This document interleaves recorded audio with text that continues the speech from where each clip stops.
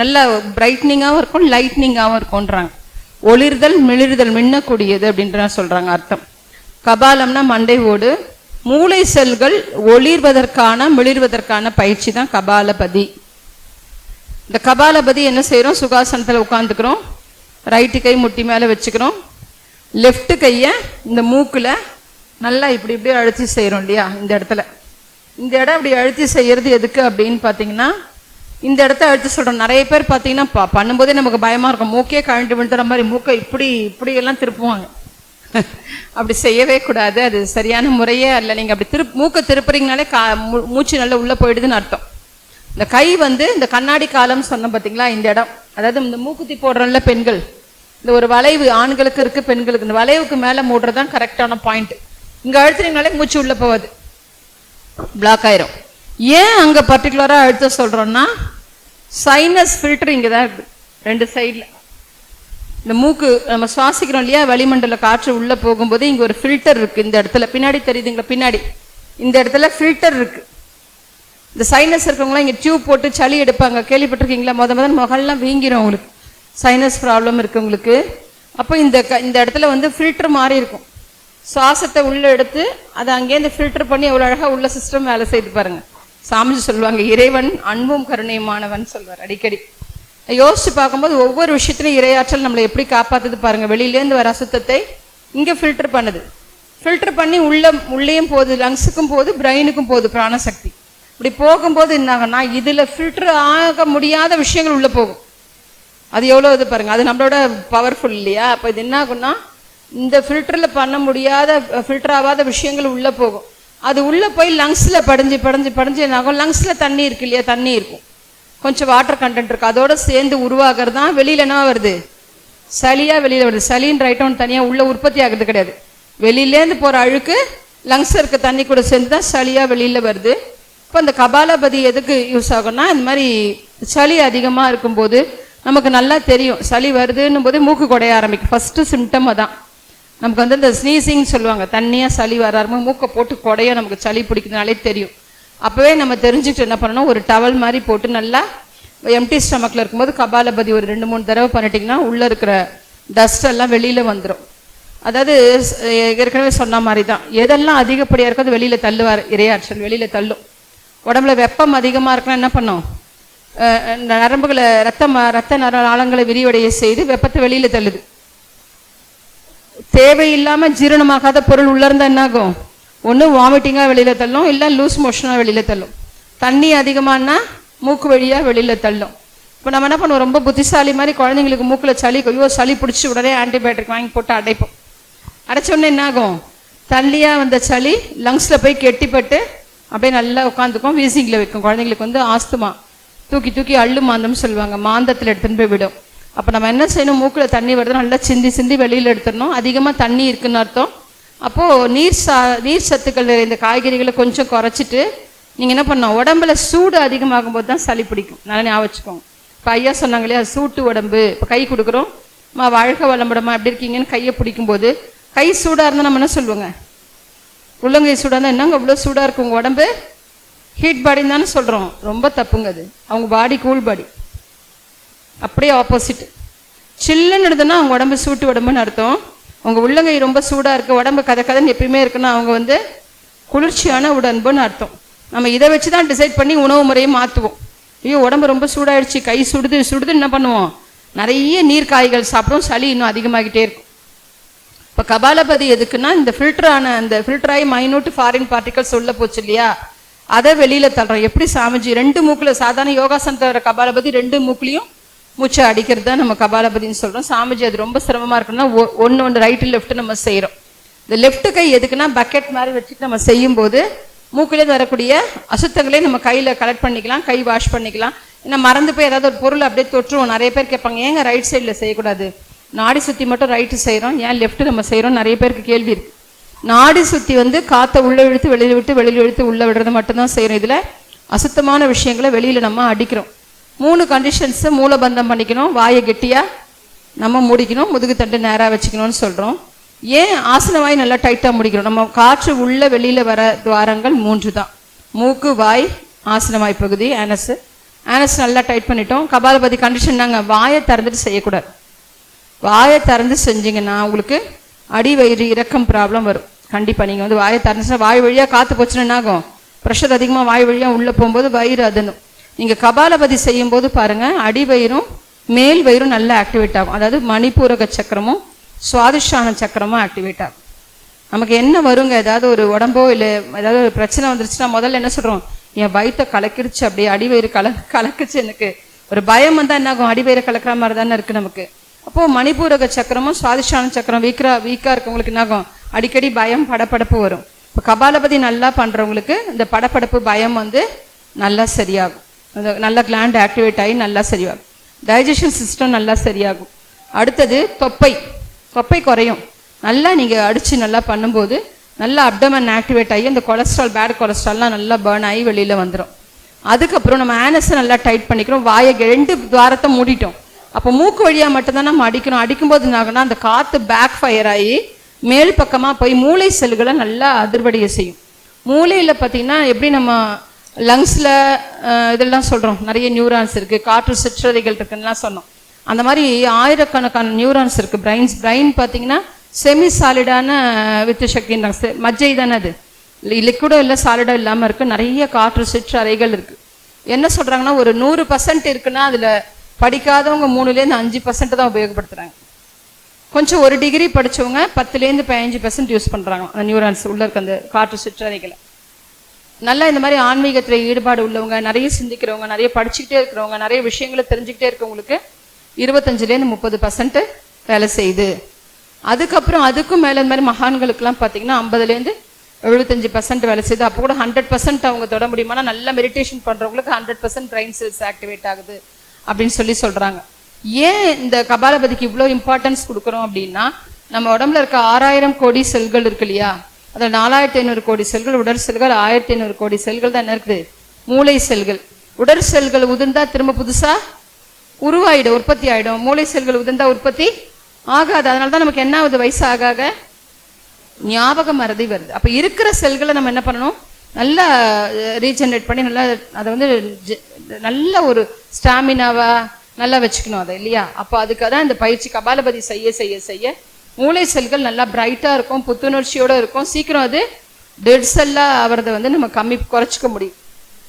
மூளையில பாத்தீங்கன்னா டோபோமைன் சொல்லிட்டு நிறைய என்சைம்ஸ் இருக்குது. அது டோபோமைன்றது வந்து மூளை செல்களை அவ்வளோ பாதுகாக்குது. நம்மளுடைய ஞாபக சக்திக்கு, ஆன்மீகத்துக்குலாம் ரொம்ப உபயோகமா இருக்குது. அப்ப அந்த டோபோமைன் போன்ற ஹார்மோன்ஸ் செக்ரேஷனுக்கு இந்த கபாலபதி பயிற்சி வந்து ரொம்ப ரொம்ப சிறப்பா இருக்குது. இன்னும் என்னெல்லாம் அந்த மூளை செல்கள் கபாலபதி செய்யும் போது நம்ம நடக்குதுன்றதை பத்தி நம்ம பார்க்க போறோம். கபாலபதி ஒரே சீக்வன்ஸா அடிக்கணும், ஒரே ஃபோர்ஸா. கொஞ்சம் கம்மியா வேகமா அடிப்பாங்க, ஆரம்பத்துல அப்படியே குறைஞ்சிட்டே போயிடும். அப்படி அடிச்சுக்கிட்டே அப்படி போகக்கூடாது. உங்களால வாயை திறந்துட்டாலே நீங்க நிப்பாட்டிடணும். அதான் ரூலு. வாயை எப்போ உங்களுக்கு திறக்கணும்னு தெரியுதோ அப்போ நிப்பாட்டிடணும். எல்லாருக்குமே ஃபர்ஸ்ட் 10 வரலன்னா கூட பரவாயில்ல. நாங்க என்ன சொன்னோம், ஒரு 3 ப்ராக்டிஸ் பண்ணுங்க. வாயை திறக்காம ஒரு ரெஸ்ட் கொடுங்க, 3 ஒரு ரெஸ்ட் 3 ஒரு 3 நாள் 3 பண்ணணும். அதுக்கப்புறம் அதை 4 ஆக்கணும். அப்புறம் அதை 5 10க்கு அப்படி கொண்டு போகணும். அப்போ கொஞ்சம் கொஞ்சமா தான் நீங்க இந்த கபாலபதி இந்த டஸ்ட் எல்லாம் டோட்டலா இந்த சைனஸ் ஃபில்டர்லாம் அடைச்சிருக்கோம் நிறைய பேருக்கு. அதெல்லாம் நல்லா கிளியர் ஆன உடனே நீங்க நல்லா 10 பண்ண முடியும். வாயை கம்பல்சரி கெட்டியா முடிக்கணும். நல்ல ஒரே சீக்வன்ஸா ஒரே சவுண்டா நீங்க கபாலபதி பண்ணா உங்களுக்கு சிறப்பா இருக்கும். நிறைய பேருக்கு டவுட் இருக்கு, பிபி இருக்கவங்க செய்யலாமா, சுகர் இருக்கவங்க செய்யலாமா, நிறைய கேள்வி கேட்குறீங்க. தாராளமா செய்யலாம். நோயை கொண்டாடக்கூடாது. மெதுவா நீங்க செய்யணும். அவங்கவுங்க உடல்நிலைக்கு நீங்க செஞ்சு பார்த்துட்டு உங்களுக்கு எப்படி முடியுதோ. ஆனா பயிற்சி கண்டிப்பா செய்யணும். சரிங்களா? இப்ப கபாலபதியில வேற என்னென்னலாம் இருக்கு அப்படின்றத பத்தி நம்ம பார்க்க போறோம். கபாலபதி ரைட். வாழ்க வளமுடன். இப்ப கபாலபதி பத்தி நம்ம தெரிஞ்சுக்கிட்டோம் இல்லையா? ஏன்னா இப்போ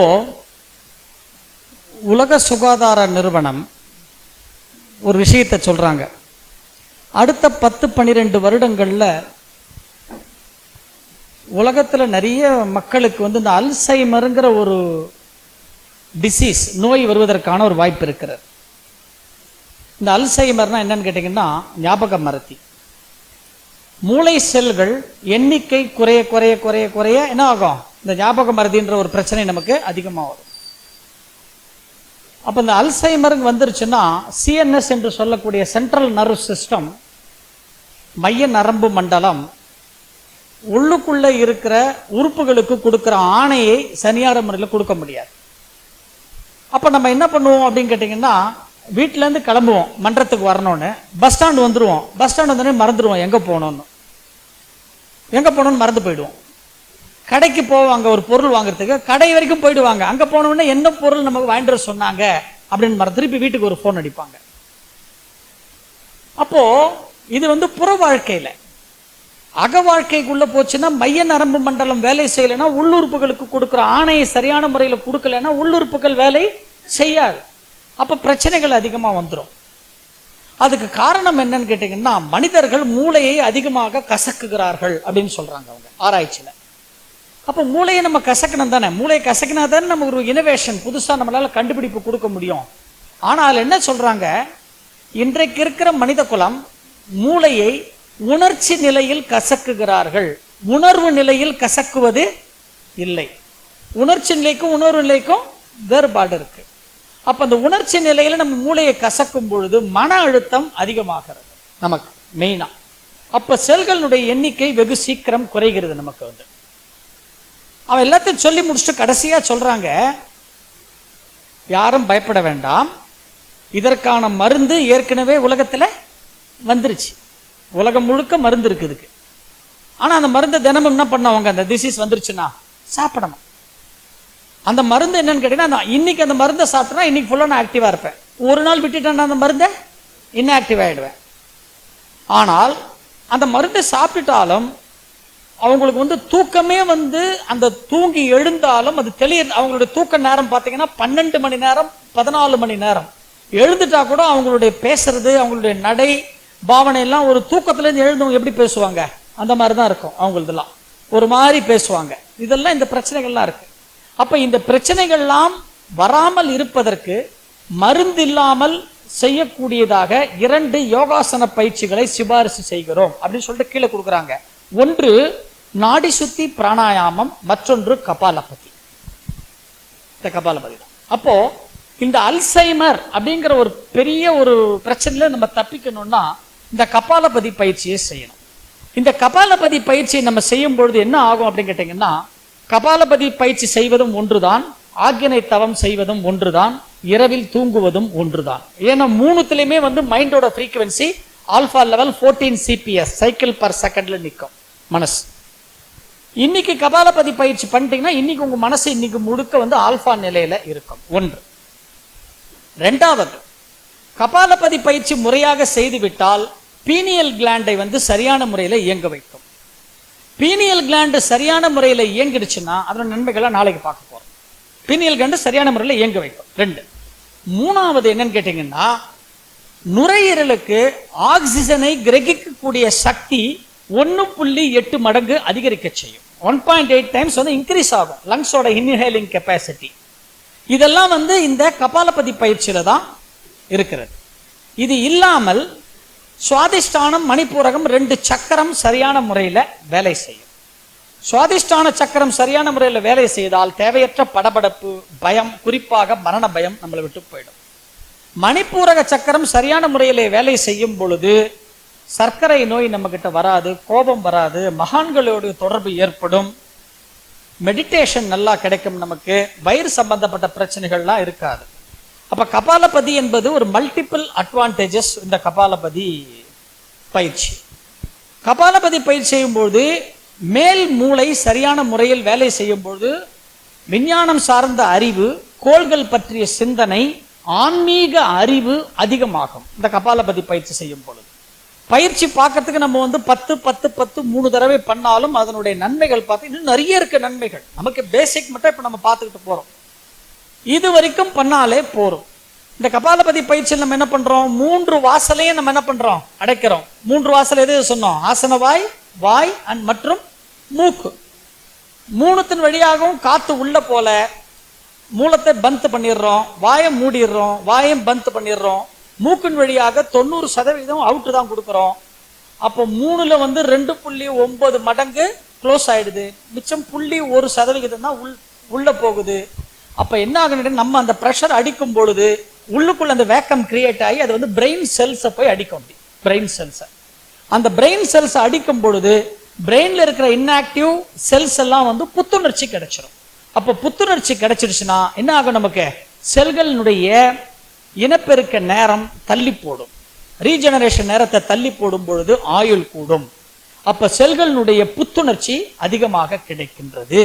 அப்ப செல்களுக்கு புத்துணர்ச்சி கிடைக்கும் பொழுது இருக்கிற செல்களுக்கு அந்த இடத்துல வந்து அதனுடைய ஆயுளை நீட்டிக்கிறதுனால நமக்கு இந்த அல்சைமர்ங்கிற பிரச்சனை வராது, மன அழுத்தம் வராது, மூளை செல்கள் புத்துணர்ச்சியாக இருக்கும், மனம் எப்பொழுதும் அமைதியா இருக்கும். மூளை சுறுசுறுப்பா இருந்தா உடம்பு சுறுசுறுப்பா இருக்கும், உடம்பு சுறுசுறுப்பா இருந்தா மனசு சுறுசுறுப்பா இருக்கும். இப்போ இவ்வளவு நன்மைகள் இந்த கபாலபதி பயிற்சியில இருக்கிறது. இந்த கபாலபதி பயிற்சியை நம்ம வந்து சொன்ன மாதிரி முதல்ல என்ன ப்ரெஷர் கொடுக்குறோமோ 10லையும் 10வது நிலையிலையும் அதே ப்ரெஷரை தான் கொடுக்கணும். 4லயே உங்களுக்கு ப்ரெஷர் கம்மி ஆயிடுச்சுன்னா தயவுசெய்து ஸ்டாப் பண்ணிடுங்க. வெறும் கவுண்டிங் கோசரம் வெறுமே நாம்கே வாஸ்க்கு பண்ண வேண்டாம். புரியுதுங்களா? இப்போ ஒன்று பண்ணுவார் ஐயா, பாருங்க, நல்லா நேராக உட்காந்துக்கணும். பண்ணலாயா பாருங்க, அந்த 2 பாயிண்ட் அதிருது பாருங்க வயிற்றுல, மணிப்பூரகமும் சுவாதிஷ்டானமும் அதிரும் பாருங்க. இந்த மாதிரி 10 முடிச்சிட்ட உடனே ரெஸ்ட், அவ்வளவுதான் ரெஸ்ட். என்னங்கய்யா, ஒரு ரைட்டு ஒரு லெஃப்ட் வந்தா 1, அது மாதிரி 10. 1 நிமிடம் உடலை கவனிக்கலாம். அப்ப உடலை கவனிக்கும் பொழுது அந்த நியூரான்ஸினுடைய ஓட்டம் உடல் முழுக்க நல்லா வந்து நியூரான்ஸுடைய ஓட்டம் பரவுவதை நம்ம நல்லா பார்க்கலாம். உடல் முழுக்க அது பரவுவதை நல்லா வந்து நம்ம கவனிக்கலாம். 1 நிமிஷம் ஓய்வு, உடம்பையே கவனிக்கணும். திருப்பி 2வது முறை. தைராய்டு பிரச்சனை இருக்கிறவங்களுக்கு சிறந்த பயிற்சி கபாலபதி. தைராய்டு யாருக்கெல்லாம் இருக்கோ அவங்களுக்கெல்லாம் சிறந்த பயிற்சி. தைராய்டு இருக்கிறவங்க இன்னொரு முறை செய்யலாம், மாலையில ஒரு முறை. இதை மட்டும் செய்யலாம். காலையில 30 அடிக்கிற மாதிரி 3 செட்டு, மாலையில ஒரு தடவை. காயகல்ப பயிற்சி முன்னாடியோ காயகல்ப பயிற்சிக்கு அப்புறமா எம்டி ஸ்டமக்கில் இருக்கும் பொழுது இந்த பயிற்சி ஒரு முறை, இன்னொரு முறை பண்ணிட்டீங்கன்னா அவங்களுக்கு தைராய்டு கண்ட்ரோல்ல இருக்கும். ஒன்லி எக்ஸலேஷன் தான். இன்னும் ஆட்டோமேட்டிக்கா கொஞ்சம் 10% போகும், 10% தான் போகும். இண்டு 90 அவுட் 10 இன் தானா போகும் உள்ள. என்னங்கய்யா இல்லையா? இது வந்து இதுல வந்து there is no முத்ரா. இது வந்து பாருங்க, ஆக்சுவலா இப்படித்தான் இருக்கணும். இது வந்து பக்கெட்னு பேரு. இதுக்கு பேரு இந்த பக்கெட் தான் கேட்டீங்கன்னா அந்த டஸ்ட் எல்லாம் அந்த பக்கெட்ல விழும் பாருங்க. இப்போ நான் பண்ணிட்டேன்,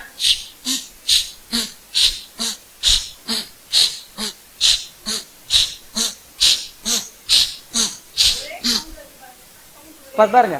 இப்போ கையில எதனா டஸ்ட் இருக்கும், இந்த டஸ்ட் அப்படியே தொடச்சிக்கலாம். இது பக்கெட், டஸ்ட்பின். இது அதனால கை இப்படி வச்சுக்கணும், டஸ்ட்பின். ஆமா, இது வந்து ஒன்லி கன்வீனியன்ட் பர்பஸ். டஸ்ட் வந்து ரைட் கையில வரக்கூடாதுன்னா நமக்கு லெஃப்ட் கையில இந்த பயிற்சியை பண்றோம். அது வேற ஒன்றும் கிடையாது. பாருங்க, இந்த பயிற்சியை பண்ணி நீங்க முடிச்சிட்டீங்கன்னா ஒரு மாதிரி ஒரு போதையா இருக்கும் முகத்துல. இதைத்தான் வந்து இந்த மூக்குப்படி போடுறவங்க பண்றாங்க. இந்த மூக்குப்படி பண்றவங்க பாத்திருக்கீங்களா? மூக்குப்படி போடுறவங்க பாத்திருக்கீங்களா? என்ன பண்ணுவாங்க? இப்படியே டப்பில் இப்படி எடுப்பாங்க. சொல்லுப்பா, சொல்லு அப்படின்னு வாங்க அவங்க. ஏன் அது பிரெயின் வரைக்கும் ஏறும். அது ஒரு கொஞ்ச நேரம் வந்து ஒரு போதையை கொடுக்கும். அப்படி அவங்க வந்து பொடி ஏத்துறாங்க, நம்ம மூச்சை ஏத்துறோம்.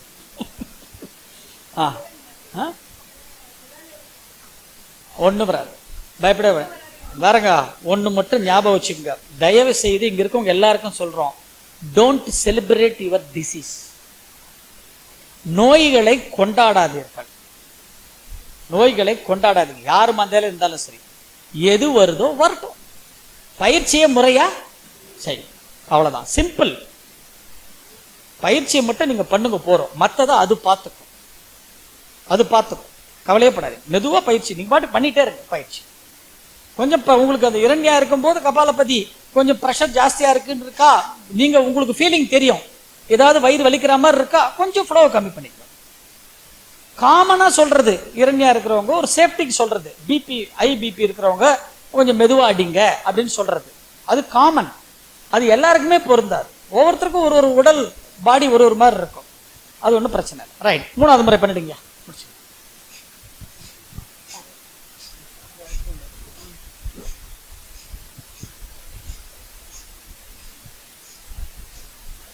கொஞ்சம் இந்த மாதிரி வேணா பொறுமையா பிபி இருக்கவங்க ஐயா பண்ற மாதிரி பண்ணலாம். இப்போ சார் இப்போ ஐயா பண்ணும்போது பார்த்தீங்களா கொஞ்சம் வேகம் போனாங்க. ப்ராக்டிஸ் இருக்கவங்க வேகமாக பண்ணலாம். கொஞ்சம் ஏஜ் இருக்குன்னா அதான் சாமி சொன்னாங்க, அவங்கவுங்க உடல்நிலைக்கு ஏற்ற மாதிரி பயிற்சி பண்ணிக்கோங்க. ஒரு 60 வயசுக்காரங்கன்னா ஐயா இப்போ கரெக்டாக பண்ணுறாரு, அவர் ஏஜுக்கு அவர் கரெக்டாக பண்ணுறாரு. இன்னும் கூட ப்ரெஷர் யங்ஸ்டராக இருக்கவங்க போடலாங்க. இப்போ நீங்கள் கேட்குறீங்க ஹிரண்யா, இன்னைக்கு பாதி பேருக்கு ஹிரண்யா இருக்குங்க. டாக்டர்ஸ் போனவுடனே ஹிரண்யான்னுடுறாங்க. அந்த காலத்தில் இவ்வளோ வியாதியெல்லாம் இருந்துச்சுங்களா? எதனா ஒரு சாக்கு சொல்லி நம்ம போன உடனே என்ன பண்ணிட்டாங்க, நம்ம பயத்தை வந்து நீங்கள் ஹிரண்யாங்க நீங்கள் செய்யக்கூடாது, அப்படிலாம் ஒன்றும் கிடையாதுங்க. மாதவிடாய் காலங்களில் பெண்கள் செய்யக்கூடாதுன்னு சொல்கிறாங்க இல்லையா? மாதவிடாய் காலங்களில் நான் என்ன சொல்கிறேன்னா, இப்போ பயிற்சி ஐயா பண்ணாங்கன்னா நான் என்ன பண்ணுவேன்னா, பக்கத்தில் உட்காந்துட்டு முடிஞ்சால் மசாஜ் அக்குப்ரெஷர் நான் அன்னைக்கு கூட பண்ணுறேங்க. நான் விதிமுறைகள் வந்து பண்ணக்கூடாதுன்றது. மசாஜ் அக்குப்ரெஷர் பண்ணால் ஒன்றும் நமக்கு வந்து பெருசாக ஒன்றும் பிரச்சனைகள் வராதுங்க. பாரதியார் சொன்னது தான் சொல்வேன், நான் எல்லா இடத்துலையும் சொல்கிறது, ஆரம்பத்திலே சொல்வேன். இன்னைக்கு பெண்கள் நிறைய இருக்கிறதால சொல்கிறேன். பாரதியார் ரொம்ப அழகாக சொல்லியிருக்கார், காவி துணி வேண்டாம், கற்றை சடை வேண்டாம், பாவனை ஒன்றே போதும் பரமனை அடைவதற்குன்னு. பாவனையால பரமனை அடையும் போது பாவனையால பயிற்சியின் நன்மையை அடைய முடியுமா? முடியாத. எனக்கு முடியும்னு தோணுச்சு. நான் என்ன பண்ணுவேன், அந்த மாதிரி சமயங்களில் கூட உட்காந்துக்கிட்டு படுத்துக்கிட்டே கூட முடியலன்னா படுத்துக்கிட்டு ஐயா பயிற்சி பண்ணாங்க. எழுந்து 4-5 மணிக்கெலாம் பயிற்சி பண்ணாங்கன்னா கையை மேலே தூக்குறோம், 4 மூச்சு, கீழே எடுக்கிற 2 மூச்சு, உடற்பயிற்சி செய்கிற மாதிரியே கூட. அது போய் விபாசனா யோகான்னு சொல்லுவாங்க. பயிற்சி பண்ணுற மாதிரியே யோசிச்சிட்டே இருப்பேன். ஏன்னா பண்ணாமல் இருக்க முடியாது. அதனால அது யோசிச்சிட்டே இருக்கும்போது